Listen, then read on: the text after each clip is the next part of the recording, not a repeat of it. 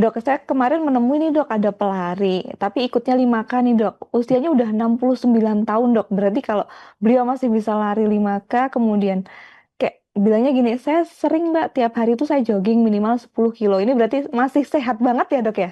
Ya, karena kan kalau orang yang sering latihan, dia sering lari tiap hari, otomatis kan dia pondasi tubuhnya kan sudah terbentuk, kemampuannya sudah eh, jantungnya, paru-parunya, ototnya sudah mulai beradaptasi, sehingga beda ya yang terlatih dan tidak. Nah, ketika dia udah biasa, otomatis otot-otot jantung, otot-otot kaki dan paru, apalagi paru-paru kan juga punya kapasitas paru ya, seperti VO2 max istilahnya kalau dalam medis. Nah, mungkin bapak-bapak itu dia bisa lari 5 kilo, mungkin VO2 max-nya bagus dan dia terlatih sehingga dia bisa kuat untuk ikut acara lari seperti itu. Apalagi dengan latihan yang tiap hari 10 kilo ya, berarti dia terlatih, Mbak, gitu. Baik dokter Mustafa. Baik dok, lanjut lagi nih dokter.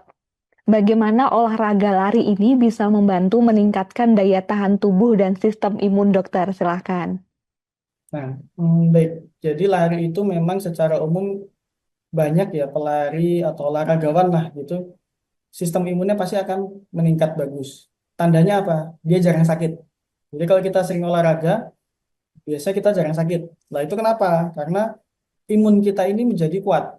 Ya, karena khususnya pada saat berlari, itu kan otomatis aliran darah, sirkulasi darah itu akan lancar ya, Mbak. Dia lancar, terus meningkat, baik. Nah, akhirnya sel-sel imun dalam tubuh kita, contohnya seperti sel neutrofil, limfosit, ya itu sel-sel yang memang berhubungan dengan sel imun, sehingga dia akan lebih cepat bergerak ke lokasi infeksi dalam tubuh kita.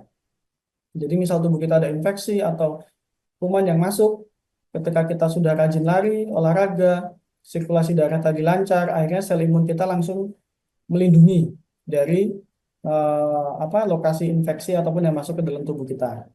Nah, selain itu, lari juga berhubungan dengan menurunkan kadar kortisol kronis. Nah, kadar kortisol ini bisa melemahkan sistem imun. Sehingga kalau kalau dengan kondisi kita lari, kadar kortisol kronis dapat melemahkan sistem imun tadi. Jadi kalau kortisolnya terlalu tinggi, dengan lari otomatis bisa turun. Nah, akhirnya sistem imun kita bisa baik.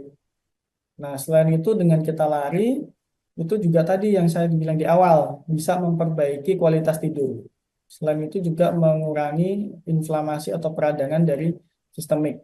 Ya, cuma perlu diingat lagi kalau kita larinya berlebihan, Mbak, berlebihan, terlalu intens, tiap hari nggak ada istirahatnya, justru itu malah bisa menurunkan kekebalan dari tubuh kita atau sistem imun.